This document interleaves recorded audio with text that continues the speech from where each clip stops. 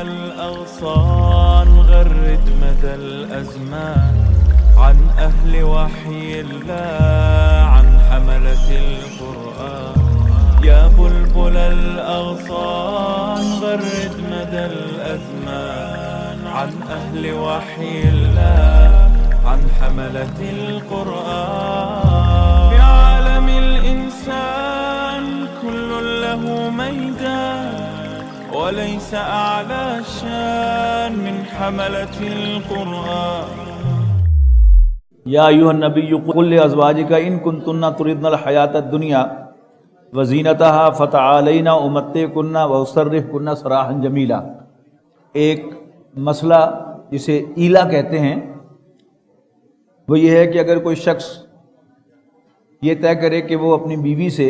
کوئی سروکار نہیں رکھے گا اور اس بات کی قسم کھا لے تو 4 مہینے کی اسے مہلت ہوتی ہے کہ اس کے اندر وہ اپنے اس فیصلے سے رجوع کر لے، ورنہ 4 ماہ کے بعد آٹومیٹکلی طلاق بائن واقع ہو جاتی ہے۔ طلاق بائن یہ ہوتی ہے کہ طلاق ہو گئی لیکن یہ ریووکیبل ہے کہ نئے سرے سے اسی عورت کے ساتھ شادی کی جا سکتی ہے۔ فرق کیا ہوگا کہ جو طلاق رجعی ہوتی ہے کہ 1 طلاق دی یا 2 طلاقیں دی کسی شخص نے، عدت کے اندر اس کے پاس سارا اختیار ہے کہ وہ چاہے تو رجوع کر لے، اس میں عورت کو کوئی اختیار نہیں ہے۔ یہاں کیا ہے، طلاق واقع ہو گئی، نئے سرے سے نکاح ہو سکتا ہے۔ اب جب نئے سرے سے نکاح ہے کہ عورت اگر آپ کو پسند کرے گی کہ جو اس نے زندگی آپ کے پاس ساتھ گزاری ہے، اگر وہ آپ نے طلاق دے دی وہ شکر ادا کرے کہ چلو جان چھٹی،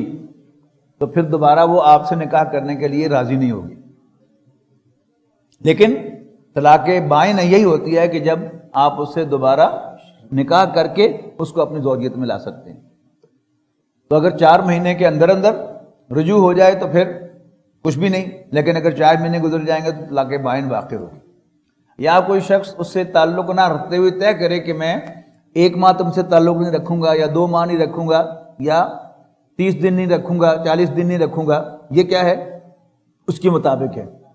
پھر وہ مدت جو اس نے ڈکلیئر کی ہے، جس کے ساتھ قسم کھائی ہے، تو وہ معاملہ اس کے ساتھ ہو جائے گا۔ ودن دیٹ اگر وہ رجوع کرے گا تو پھر تو نکاح برقرار رہے گا، اگر وہ مدت ہو جائے گی تو پھر طلاق بائن واقع ہوگی۔ اس پر طلاق بائن واقع نہیں ہوگی، لیکن وہ جو مدت ہے اس میں پھر اس کے ساتھ وہ قسم کھائی ہوئی ہے اس نے، تو وہ تعلق نہیں رکھ سکتا۔ اگر وہ تعلق درمیان میں رکھے گا تو پھر اس کی قسم توڑنی شمار ہوگی، قسم کا کفارہ ادا کرنا پڑے گا۔ تو نبی اکرم صلی اللہ علیہ وسلم کی ازواج نے ایک موقع پر مل کر، یعنی اجتماعی تقاضا کیا رسول اللہ صلی اللہ علیہ وسلم سے کہ اب تو حالات مسلمانوں کے مجموعی طور پر اچھے ہو گئے ہیں، مال فیع بھی آ گیا ہے، مال غنیمت بھی آ گیا ہے، اور عام مسلمانوں کے گھروں میں بھی کافی وسعت آ گئی ہے، تو آپ ہمارا بھی وظیفہ بڑھا دیں۔ یہ ذہن میں رکھیے گا کہ نبی اکرم صلی اللہ علیہ وسلم کا فقر جو تھا یہ اختیاری فقر تھا، یعنی ادھر سے آپ کو تحائف آتے تھے اور وہیں پر آپ بانٹ کر جو ہے وہ گھر کو چلے جاتے تھے۔ لہذا ازواج مطہرات نے یعنی بظاہر ایک جینون تقاضا کیا رسول اللہ صلی اللہ علیہ وسلم سے کہ آپ ہمارا بھی خرچہ جو ہے بڑھا دیں۔ لیکن وہ جو علامہ اقبال نے کہا تھا نا اپنے بیٹے سے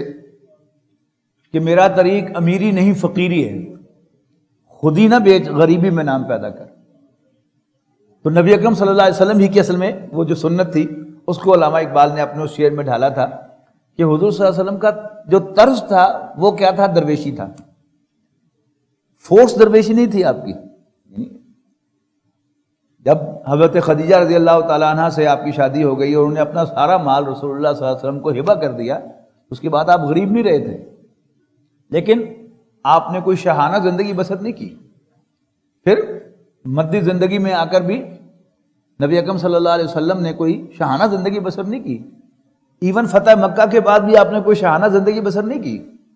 آپ کا طرز وہی فقیرانہ طرز عمل رہا، اور ہینڈ ٹو ماؤتھ والا معاملہ، یعنی حضور صلی اللہ علیہ وسلم کے گھروں میں فاقے آتے تھے، یعنی ہینڈ ٹو ماؤتھ ہم محاورے میں کہتے ہیں، لیکن لٹرلی حضور صلی اللہ علیہ وسلم کے دن میں کئی وقت کا فاقہ آتا تھا، اس لیے کہ آپ جمع نہیں رکھتے تھے کوئی بھی مال اپنے پاس۔ تو حضور کی ازواج نے اجتماعی طور پر اکٹھے ہو کر حضور صلی اللہ علیہ وسلم سے تقاضا کیا کہ ہمارا خرچہ بڑھائیں، تو رسول اللہ صلی اللہ علیہ وسلم کو یہ بات بری لگی، تو آپ نے 1 مہینے کا ایلا کیا اپنی ازواج کے ساتھ۔ مسجد نبی کے اوپر ایک سائبان بنایا گیا، نبی اکرم صلی اللہ علیہ وسلم نے اس سائبان میں قیام فرمایا 1 مہینے تک۔ حضرت عمر رضی اللہ تعالیٰ عنہ کسی اہم مسئلے پر بحث کرنے، گفتگو کرنے کے لیے گئے اور آپ نے اجازت مانگی، تو حضور صلی اللہ علیہ وسلم نے اجازت نہیں دی، تو حضرت عمر رضی اللہ تعالیٰ عنہ نے باہر سے ہی پکار کہا کہ اللہ کے رسول آپ یہ نہ سمجھیے کہ میں حفصہ کی سفارش کرنے کے لیے آیا ہوں۔ شاید نوجوانوں کو معلوم نہ ہو، بڑوں کو تو معلوم ہوگا کہ ہمارے جو پہلے 4 خلفاء ہیں، ان میں سے جو پہلے 2 ہیں یہ دونوں حضور صلی اللہ علیہ وسلم کے سسر ہیں۔ حضرت ابوبکر کی بیٹی حضرت عائشہ ام المومنین ہے، اور حضرت عمر کی بیٹی حضرت حفصہ ام المومنین ہے۔ تو حضرت عمر نے فرمایا کہ اللہ کے رسول یہ نہ سمجھیے کہ میں حفصہ کی سفارش کرنے کے لیے آیا ہوں، آپ مجھے حکم دیں گے تو میں حفصہ کا سر لے کر آپ کی خدمت میں حاضر ہوں گا، میں کسی اور کام سے آیا ہوں، بڑا ضروری کام ہے، آپ مجھے اجازت دیں کہ میں آپ کے پاس حاضر ہوتا ہوں۔ اور یہی وہ بات ہے جو ہم انشاءاللہ 28ویں پارے کے آخر میں جا کر پڑھیں گے سورہ تحریم میں، کہ جو کہا گیا تھا کہ اگر تم میرے رسول کے خلاف جتھے بازی کرو گی تو فإن اللہ مولا ہو، تو اللہ تعالیٰ اس کا نگہبان ہے، وہ جبریل، اور جبریل ان کا نگہبان ہے، ان کا سرپرست ہے، وہ صالح المومنین، اور تمام نیک مسلمان بھی اللہ کے رسول کے طرفدار ہیں، تمہارا طرفدار کوئی نہیں، والملائکۃ بعد ذلک ظہیر، اور فرشتے بھی آن ٹاپ آف دیٹ سب کے سب اللہ کے رسول کے طرفدار ہیں۔ تو حضور صلی اللہ علیہ وسلم نے اپنی ازواج سے ایلا کیا، اب یہ اس کا ذکر آ رہا ہے کہ کہا گیا کہ بھئی دیکھو اگر تمہیں مال و دولت چاہیے تو آؤ میں تمہیں ڈھیروں مال دے کر رخصت کر دوں، لیکن اگر تم نے میری بیوی بن کر رہنا ہے، اگر تمہارا آپشن میری بیوی بننا ہے تو پھر میرا طریق امیری نہیں فقیری ہے، خود ہی نہ بیچ غریبی میں نام پیدا کر۔ تو فرمایا یا ایھا النبی قل لازواجک، اے نبی اپنی بیویوں سے کہہ دو ان کنتن تردن الحیات الدنیا وزینتہا، اگر تمہیں دنیاوی زندگی اور اس کی زیب و زینت چاہیے، فتعالینا، آؤ، امتعکن واسرحکن سراحا جمیلا، میں تمہیں کچھ دے دلا کر رخصت کر دوں اچھے طریقے سے۔ وَإِن كُنتُنَّ تُرِدْنَ اللَّهَ وَرَسُولَهُ، اور اگر تمہارا آپشن اللہ، اس کا پیغمبر صلی اللہ علیہ وسلم اور آخرت کا گھر ہے، فَإِنَّ اللَّهَ أَعَدَّ لِلْمُحْسِنَاتِ مِنْكُنَّ أَجْرًا عَظِيمًا، تو پھر اگر تمہارا آپشن اللہ، اس کا رسول اور آخرت کا گھر ہے تو یقیناً اللہ تعالیٰ نے نیک عورتوں کے لیے تم میں سے اجر عظیم تیار کر رکھا ہے۔ یا نساء نبی، اے نبی کی بیویوں، یعنی پہلا جو تھا وہ کیا تھا، آپ اپنی بیویوں سے کہہ دیں۔ ہم سورہ نور میں بھی پڑھ کے آئے ہیں کہ قل للمؤمنین، مومن مردوں سے کہہ دو، قل للمؤمنات، مومن عورتوں سے کہہ دو۔ اور پورے قرآن مجید میں عورتوں سے جتنا بھی خطاب ہے وہ رسول اللہ صلی اللہ علیہ وسلم کی معرفت ہے، ماں سوائے ازواج مطہرات کے، جن کو اللہ تعالیٰ نے یہ شرف بخشا ہے کہ انہیں تم کہہ کر مخاطب کیا ہے۔ یا نساء النبی، اے نبی کی بیویوں، رضی اللہ عنہا اجمعین، من یاتی منکن بفاحشۃ مبینۃ، تم میں سے جو بھی کوئی صریح کھلی بے حیائی کا ارتکاب کرے گی، یضاعف لها العذاب ضعفین، تو اس کو باقیوں سے دگنا عذاب دیا جائے گا۔ وَكَانَ ذَلِكَ عَلَى اللَّهِ يَسِيرًا، اور ایسا کرنا اللہ تعالیٰ پر بہت آسان ہے۔ وَمَن يَقْنُتْ مِنكُنَّ، 22واں پارہ شروع ہو گیا اس آیت سے، تو یہ 21ویں 22ویں پارے کے جنکشن پر یہ مقام ہے، تو یاد بھی رہے گا آپ کو کہ کبھی کسی سے گفتگو ہو اور آپ کہیں گے قرآن مجید میں یہ آیا ہے، تو جو کہ ظاہر ہے ہم لوگ حافظ نہیں ہوتے تو پھر ریفرنس نہیں ہوتا، تو یہ بڑا آسان ریفرنس ہے کہ 21ویں پارے کے آخر میں اور پھر انٹرنگ ٹو پارہ 22 فرمایا وَمَن يَقْنُتْ مِنكُنَّ لِلَّهِ وَرَسُولِهِ،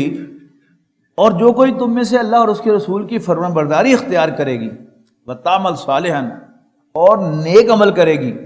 نوتیہا اجرہا مرتین، تو ہم اس کو اجر بھی دوہرا دیں گے، یعنی سزا بھی دوہری اور اجر بھی دوہرا۔ وَآتَدْنَا لَهَا رِزْقًا کریما، اور ہم نے اس کے لیے عزت والا اجر تیار کر رکھا ہے، عزت والی روزی۔ پھر دوبارہ یا نساء نبی، اے نبی کی بیویوں، لستن کا احد من النساء، تم عام عورتوں جیسی نہیں ہو۔ ان اتقیتن، اگر تم اللہ سے ڈرنے والیاں ہوگی، فلا، اگر تم اللہ سے ڈرنے والیاں ہو، فلا تخضعن بالقول، تو پھر اپنی بات میں نرمی اختیار نہ کرو۔ فَيَطْمَعَ الَّذِي فِي قَلْبِهِ مَرَضٌ، کہ جس کے نتیجے میں وہ شخص کے جس کے دل میں کوئی روگ ہے، کوئی بیماری ہے، اس میں کوئی ٹیمپٹیشن پیدا نہ ہو۔ تما کہتے ہیں نا اردو میں بھی لالچ کو، تو یعنی کوئی آدمی جس کے دل میں کوئی بیماری ہے، کوئی نیت کی خرابی ہے، تو وہ ٹیمپٹڈ فیل نہ کرے۔ اور یہ ٹیمپٹیشن کیا ہوتی ہے؟ اس کا لہجے کے ساتھ بڑا تعلق ہوتا ہے۔ آپ اپنے کسی دوست کے ہاں فون کریں اور آگے سے کوئی خاتون اٹھائے اور نرم لہجے میں کوئی ہیلو، آپ پوچھیں گے جی فلاں ہے، وہ کہے گی نہیں ہے، کہاں گیا ہے پتہ نہیں، کب آئے گا۔ اب سوال یہ ہے کہ جب اس نے کہہ دیا کہ پتہ نہیں، گھر پہ نہیں ہے، یہ بھی نہیں پتا کہاں گیا ہے، تو اس کو یہ کیسے پتا ہوگا کہ آئے گا کب؟ پھر دوبارہ پوچھے گا اچھا بتا کے نہیں گیا؟ یعنی خام خواہ بات لمبی ہو رہی ہے کہ آگے سے نرم لہجے میں کوئی آپ سے بات کر رہا ہے۔ اور اگر آپ نے فون کیا اور آگے سے آواز آئی خوب کڑکدار ہلو، آپ پوچھیں گے فلاں ہے، نہیں ہے، اچھا میں پھر بات کروں گا، فوراً فون رکھ دیں۔ تو قرآن مجید کی ہر بات جو ہے وہ بالکل انسان کی فطرت کے مطابق ہے۔ وہ میرا اور آپ کا بنانے والا ہے، وہ میرے اور آپ کی رگ رگ سے واقف ہے، تو اس کے احکام بھی بالکل اس کے مطابق ہیں۔ لہذا حضور صلی اللہ علیہ وسلم کی ازواج چونکہ وہ زیادہ اونچے مقام پر فائز ہیں، لہذا خاص طور پر ان کو انسٹرکشن دی جا رہی ہے کہ فلا تخضعن بالقول، اپنے لہجے میں نرمی اختیار نہ کرنا۔ فَيَطْمَعَ الَّذِي فِي قَلْبِهِ مَرَضٌ، مبادا کسی دل میں کوئی روگ ہو، کوئی نیت کی خرابی ہو، تو اس میں کوئی ٹیمپٹیشن پیدا نہ ہو۔ وَقُلْنَا قَوْلًا مَعْرُوفًا، ہاں معقول بات کرو۔ وَقَرْنَ فِي بُيُوتِكُنَّ، اور اپنے گھروں میں قرار پکڑو، اپنے گھروں میں قرار پکڑو۔ وَلَا تَبَرَّجْنَ تَبَرُّجَ الْجَاهِلِيَّةِ الْأُولَىٰ، اور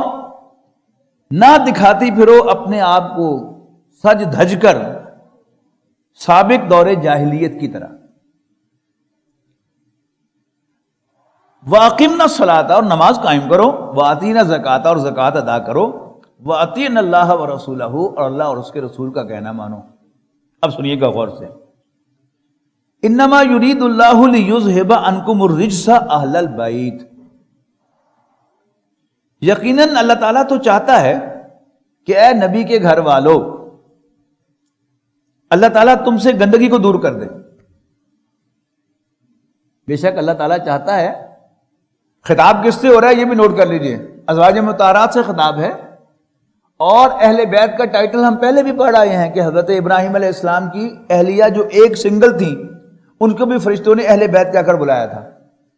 اور ہم اپنی عام گفتگو میں جب کہتے ہیں میرے گھر والے، تو کون مراد ہوتے ہیں؟ اگرچہ گھر والوں میں ٹیکنیکلی سب مراد ہیں، بال بچے، لیکن جو ایک مہذب انداز ہے گفتگو کا وہ کیا ہے کہ اپنی بیوی کو آپ گھر والا کہہ کر یا گھر والی کہہ کر بلاتے ہیں، تذکرہ کرتے ہیں۔ حیا کا تقاضا یہی ہے کہ بیوی کہنے کی بجائے گھر والی کہا جائے، بچوں کی ماں کہا جائے۔ تو اہل بیت رسول اللہ صلی اللہ علیہ وسلم کے اہل بیت حضور صلی اللہ علیہ وسلم کی بیویاں ہیں تعین کے ساتھ، اور انہی کو پاک کرنے کا یہاں کہا جا رہا ہے کہ اللہ تعالیٰ تمہیں پاک کر دینا چاہتا ہے ہر قسم کی گندگی سے، اے نبی کے گھر والو، وَيُطَهِّرَكُمْ تَطْهِيرًا، اور تمہیں ایسے پاک کر دینا چاہتا ہے جیسے پاک کرنے کا حق ہے۔ اب یہاں پر ایک ظلم ہوا، ظلم عظیم، کہ یہ اہل بیت کا لفظ جو ہے وہ لیا گیا، اور اولاً جو اس سے مراد تھی حضور صلی اللہ علیہ وسلم کی ازواج، ان کو اس میں سے نکال کر باقیوں کو سامنے رکھ کر انہیں اہل بیت قرار دیا گیا، اور اسی لفظ تطہیر کو پاک جو ہے وہ لے کر ان پر لگا دیا گیا، حالانکہ اللہ تعالیٰ کے پیغمبر صلی اللہ علیہ وسلم کی تمام بیٹیاں پاک ہیں، صرف ایک حضرت فاطمہ ہی پاک نہیں ہے معاذ اللہ، سب کی سب بیٹیاں پاک ہیں۔ انشاءاللہ حضور صلی اللہ علیہ وسلم کے سب داماد بھی پاک ہیں، اس میں کوئی شک نہیں ہے۔ لیکن عدل و انصاف کا تقاضا کیا ہے کہ اللہ تعالیٰ نے جو اعزاز حضور صلی اللہ علیہ وسلم کی ازواج کو بخشا ہے انہیں اس اعزاز سے محروم نہ کیا جائے اور وہ اعزاز انہی کے لیے رکھا جائے۔ ہاں ضمنی طور پر حضور صلی اللہ علیہ وسلم کے گھر والے سب کے سب، جس کو بھی حضور صلی اللہ علیہ وسلم سے پیار ہے اس کو حضور صلی اللہ علیہ وسلم سے بیٹیوں سے لازماً پیار ہے، جسے بھی حضور صلی اللہ علیہ وسلم سے پیار ہے اسے حضور صلی اللہ علیہ وسلم کے داماد بھی لازماً اچھے لگتے ہیں، اس میں کوئی دوسری رائے نہیں ہو سکتی۔ آپ کو مجھ سے محبت ہے، میرا پوتا ابھی یہاں آیا تھا، اس کو میں نے اشارہ بھی کیا کہ یہاں آؤ بیٹھو، تو نہیں بیٹھا، یہاں بیٹھتا، آپ سب محبت کے ساتھ اس کو دیکھتے، کیوں؟ مجھ سے پیار ہے۔ تو جس کو بھی رسول اللہ صلی اللہ علیہ وسلم کے ساتھ پیار ہے، حضور صلی اللہ علیہ وسلم کی بیٹیاں، حضور صلی اللہ علیہ وسلم کے داماد، بلکہ آگے ان کی اولاد بھی، ہماری نظریں ان کے سامنے جھکیں گی۔ لیکن عدل و انصاف کا تقاضا کیا ہے کہ اللہ تعالیٰ نے جو اعزاز حضور کی ازواج کو بخشا ہے ان کو اس اعزاز سے محروم نہیں کیا جا سکتا۔ تو انما یرید اللہ لیذھب عنکم الرجس اہل البیت۔ ایک سوال کہ ازواج جو ہیں یہ جمع مؤنث ہے لیکن صیغہ جو ہے وہ جمع مذکر کا ہے، تو قاعدہ یاد رکھیے گا، عربی زبان کا قاعدہ یہ ہے کہ اگر مذکر مؤنث مکس ہوں تو اس پر مذکر کا صیغہ جو ہے وہ استعمال ہوتا ہے مؤنث کی بجائے۔ دوسری بات یہ یاد کیجیے گا کہ ہر جو بھی اسم ہے اس کا عربی زبان میں اس کے 4 کیریکٹرز ہوتے ہیں، جن لوگوں نے عربی پڑھی ہوئی ہے، کہ یا وہ معرفہ ہوگا یا نکرہ ہوگا، یا مذکر ہوگا یا مؤنث ہوگا، یا واحد ہوگا یا مثنیٰ ہوگا یا جمع ہوگا، اس کو یوزج، اور پھر اس کی کوئی نہ کوئی اعراب ہوگا۔ جیسے انگریزی زبان میں آرمی جو ہے یہ سنگولر ہے اور پولیس جو ہے وہ پلورل ہے۔ اب انگریزی محاورہ ہے، آپ اس کو چیلنج نہیں کر سکتے۔ انگریزی محاورے ہیں پولیس آر کمنگ اور آرمی از کمنگ، حالانکہ آرمی ایک تو نہیں ہوتا، لیکن انگریزی محاورہ کیا ہے، وہ سنگولر استعمال ہوتا ہے اور پولیس پلورل استعمال ہوتی ہے۔ اسی طرح عربی زبان میں من جو ہے اس کا یوزج سنگولر ہے، سنگولر میسکولن، واحد مذکر، خواہ یہ ایک کے لیے استعمال ہو یا 2 کے لیے استعمال ہو، مذکر کے لیے ہو یا مؤنث کے لیے، اس کا یوزج واحد مذکر ہوگا۔ اس کی مثال دیتا ہوں، وَمَن يُؤْمِن بِاللَّهِ وَيَعْمَلْ صَالِحًا، کیا لفظ ترجمہ ہوگا؟ جو کوئی بھی اللہ پر ایمان لائے گا اور نیک عمل کرے گا، یکفر عنہ سیئاتہ، اللہ تعالیٰ اس کی برائیوں کو اس کو دور سے دور کرے گا، وَيُدْخِلْهُ جَنَّاتٍ تَجْرِي مِن تَحْتِهَا الْأَنْهَارُ، اور اس کو ایسے باغات میں داخل کرے گا جن کے نیچے نہریں بہتی ہوں۔ آگے فرمایا خالدین فیہا ابدا، اب یہ جمع کا صیغہ آ گیا۔ اب پتہ چلا پیچھے واپس ترجمے میں جائیں گے تب اس کا بامحور ترجمہ کیا ہوگا، وہ لوگ جو اللہ پر ایمان لائیں گے اور اچھے عمل کریں گے، اللہ تعالیٰ ان کی برائیوں کو ان سے دور کرے گا اور انہیں ایسے باغات میں داخل کرے گا جن کے نہریں نیچے بہتی ہوں گی، خالدین فیہا ابدا، ہمیشہ ہمیش ان میں رہنے کے لیے۔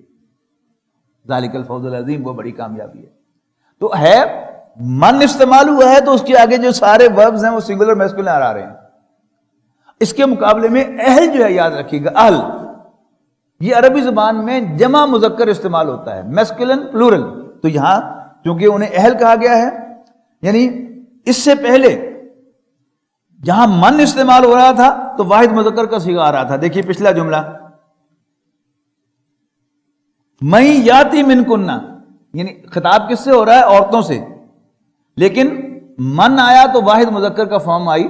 من یاتی یہ کیا ہے؟ واحد مذکر کی فارم ہے، لیکن استعمال کس کے لیے ہو رہی ہے؟ عورتوں کے لیے۔ پھر اگلی آیت میں وَمَن یقنت منکن،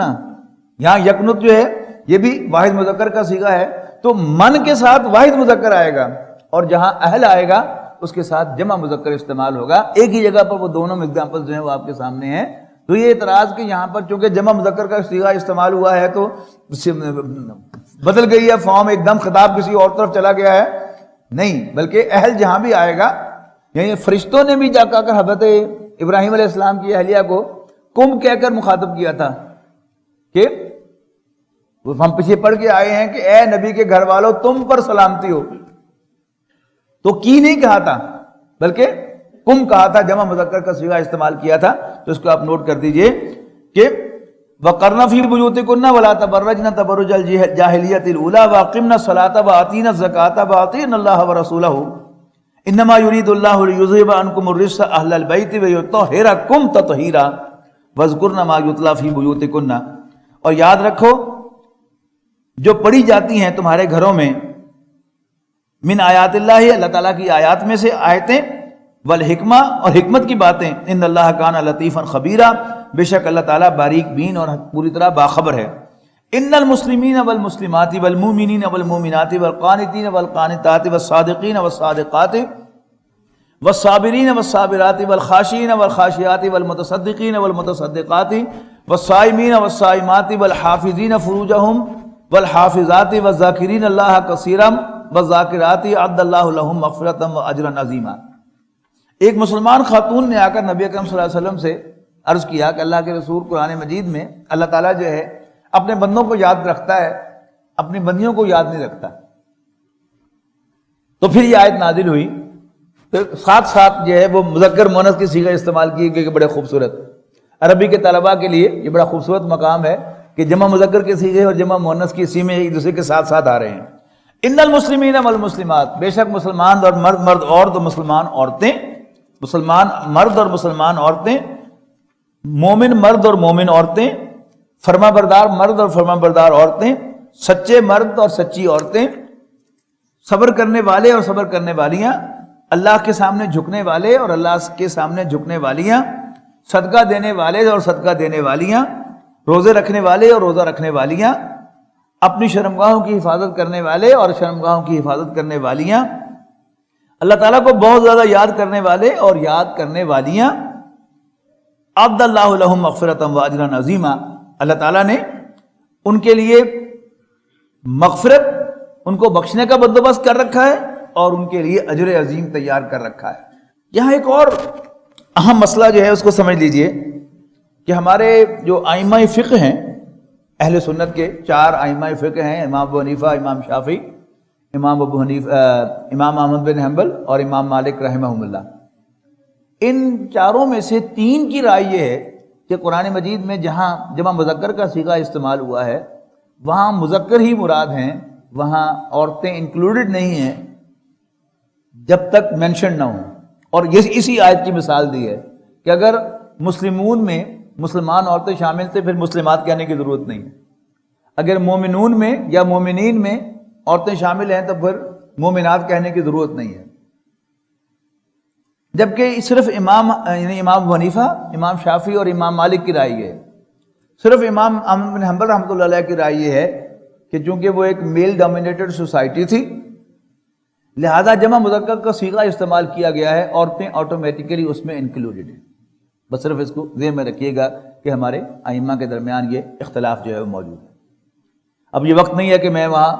کوئی دلائل جو ہے وہ دونوں کے آپ کے سامنے رکھوں، یعنی عام طور پر تو ایسا معلوم ہوتا ہے کہ احمد بن حنبل رائے کی رائے درست ہے، لیکن چونکہ فقہا نے ہر چھوٹے سے چھوٹا مسئلہ جو ہے اس کو بیان کرنا ہوتا ہے، اس سے اخذ کرنی ہوتی ہیں چیزیں، تو لہٰذا باریکی میں جائیں گے تو پھر آپ کو بہت سے ایسے مسائل جو ہے ملیں گے جہاں قرآن مجید میں جمع مذکر کا صیغہ استعمال ہوا ہے لیکن اس میں عورتیں انکلوڈڈ نہیں ہیں۔ وما کان لمؤمن ولا مؤمنۃ، اور زیب نہیں دیتا کسی مومن مرد یا مومن عورت کو، اذا قضى اللہ ورسولہ امرا، کہ اللہ اور اس کے رسول اس کو کوئی حکم دیں، ان یکون لہم الخیارہ، تو ان کے پاس کوئی اختیار باقی رہے whether to do or not، من امرہم، اپنے معاملات میں، ومن یعص اللہ ورسولہ، اور جو کوئی اللہ اور اس کے رسول کی نافرمانی کرے گا، فقد ضل ضلالا مبینا، تو وہ صریحاً گمراہ ہو گیا۔ وَإِذْ تَقُولُ لِلَّذِي أَنْعَمَ اللَّهُ عَلَيْهِ وَأَنْعَمْتَ عَلَيْهِ أَمْسِكْ عَلَيْكَ زَوْجَكَ، اب یہ وہ میں نے کہا تھا نا کہ واقعہ یہ تھا کہ حضرت زید بن حارثہ رضی اللہ تعالیٰ عنہ کو رسول اللہ صلی اللہ علیہ وسلم نے متبنہ بنایا تھا، اس سے اللہ تعالیٰ نے آپ کو روک دیا کہ نہیں، زید بن محمد کو، اس کو تمہارا بیٹے وہی ہیں جو تم نے جنے ہیں، مائیں وہی ہیں جنہوں نے تمہیں جنا ہے۔ اب وہ بات جو ہے وہ اب تفصیل سے بیان ہو رہی ہے کہ اس تقول للذی انعم اللہ علیہ وانعمت علیہ، یاد کرو جب تم کہہ رہے تھے اس شخص سے کہ جس پر اللہ نے بھی احسان کیا اور اے نبی تم نے بھی بڑا انعام کیا، امسک علیک زوجک، کہ اپنی بیوی کو اپنی زوجیت میں رکھ، واتق اللہ، اور اللہ سے ڈر، وتخفی فی نفسک ما اللہ مبدیہ، تم اپنے دل میں وہ بات چھپا رہے تھے جو اللہ تعالیٰ ظاہر کرنا چاہتا ہے، وتخشی الناس، اور تم لوگوں سے ڈرتے ہو، واللہ احق ان تخشاہ، حالانکہ اللہ تعالیٰ کا زیادہ حق ہے کہ تم اس سے ڈرو۔ یعنی حضور صلی اللہ علیہ وسلم کے جو دل میں خیال آیا کہ میں نے اپنی پھوپھی کی بیٹی کو اس کے ساتھ، یعنی وہ جو غلام اور آقا کا فرق ہے پرانا عرب کے اندر، اس کو توڑنے کے لیے تو کیا تھا، لیکن ابھی میچورٹی اتنی زیادہ نہیں آئی تو بات چل نہیں سکی، تب اس کی داد رسی تو یہی ہے کہ پھر میں اس سے شادی کروں۔ لیکن ساتھ ہی اگرچہ وہ اللہ تعالیٰ کا حکم آ چکا ہے کہ اس کو زید بن محمد کہو، وہ تمہارا بیٹا نہیں ہے، لیکن عام عرب کے اندر چونکہ یہ چیز تھی کہ جس کو ایک دفعہ منہ سے بیٹا کہہ دیا اب اس کو بیٹا ہی ٹریٹ کیا جاتا تھا، تو اب گویا حضرت زینب حضور صلی اللہ علیہ وسلم کی بہو بن گئی۔ اب وہ اس چیز کو ایڈریس کیا جا رہا ہے کہ کیا تم لوگوں سے ڈرتے ہو، واللہ حق ان تخشاہ، اللہ تعالیٰ کا زیادہ حق ہے کہ تم مجھ سے ڈرو۔ فلما قضا زید منہا وطرا، تو جب زید نے زینب سے کوئی حاجت نہ رکھی، یعنی ان کو طلاق دے دی، زوجناکہا، اب اللہ تعالیٰ فرما رہا ہے کہ ہم نے اس کو تمہاری بیوی بنا دیا، لکی لا یکون علی المؤمنین حرج فی ازواج ادعیاہم، تاکہ مومنوں پر کوئی تنگی نہ رہے اپنے منہ بیلے بولے بیٹوں کی بیویوں سے شادی کرنے میں، اذا قضوا منہن وطرا، جب وہ ان سے کوئی سروکار نہ رکھیں، یعنی ان کو طلاق دے دیں۔ ما کان علی النبی من حرج فیما فرض اللہ لہ، اور نہیں ہے نبی پر کچھ مضائقہ کسی ایسے معاملے میں جو اللہ نے اس پر فرض کر دیا ہو۔ سنت اللہ فی الذین خلوا من قبل، اب دیکھیے دو چیزیں ہیں، ایک یہ ہے کہ منہ بولے بیٹے کی بیوی سے جب وہ طلاق دے دے تو شادی کرنا جائز ہے،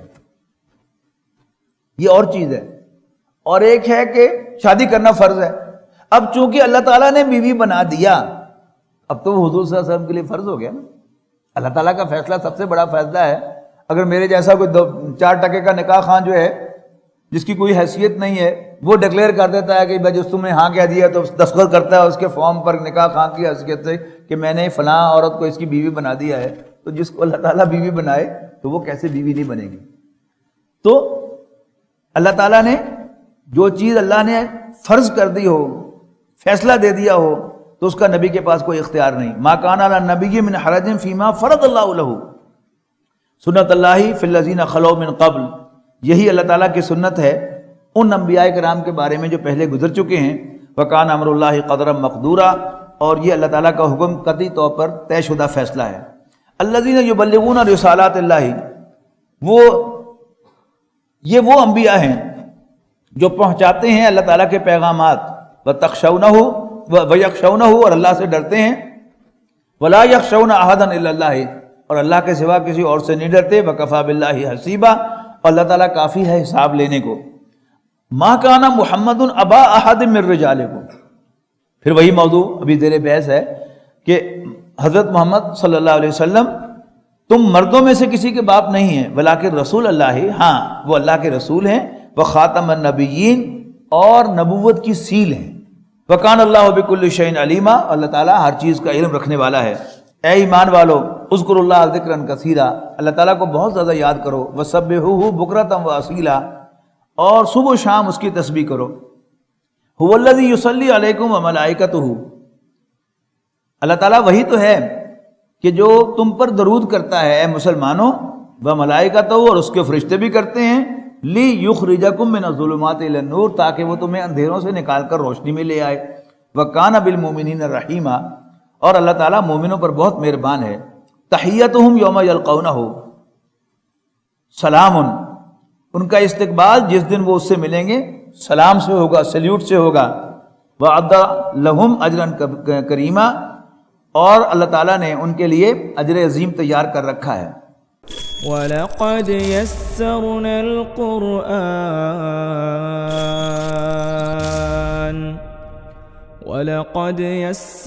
الْقُرْآنَ لِلذِّكْرِ فَهَلْ مِن